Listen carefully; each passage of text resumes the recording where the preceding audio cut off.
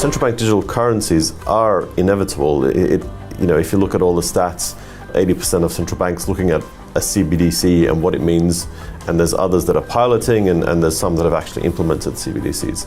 So a central bank digital currency is pretty much a reset of how money should work and how the whole infrastructure should be set out. And so what that means to banks is there is a new form of money they need to be ready for. Cash is in decline massively. We've got today's digital money, which is not super smart. It works okay, but there's quite a lot of friction in it. And then we've got things like cryptocurrencies coming up. We've got private currencies from big tech companies coming up. So where we are at the moment, we're at a bit of a crossroads. What are consumers going to be using to pay for things? And CBDC is kind of the answer to that in terms of where do you want to go, right? Do you want your money to be owned by and controlled by random people on the internet, by massive tech companies, or by the government you elected? Today's money it varies a lot, right? In the UK, it's great. We have some of the best payment systems in the world. In other countries, it's not so good.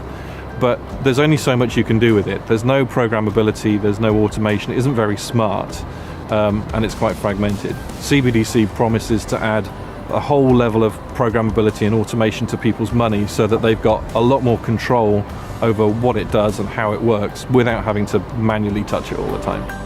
At Qnt, we've been at the forefront of blockchain technology, first starting out by establishing standards for the industry to build the technology. We've created a central bank digital currency platform where all central banks can actually test practically the theoretical concepts of a CBDC and what it means for them.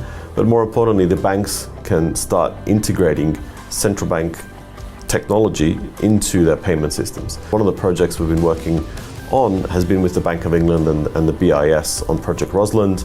We provided the whole platform and the technology by having interoperable CBDCs within the central bank itself, and that was used by industry to test people like Barclays, people like Amazon, people like MasterCard, to test all of their CBDC applications and use cases on top of our platform in a real world setting. So this means they don't have to wait for a CBDC to be enabled. They can actually start testing, integrating, building, and making sure their banks are ready for central bank digital currencies.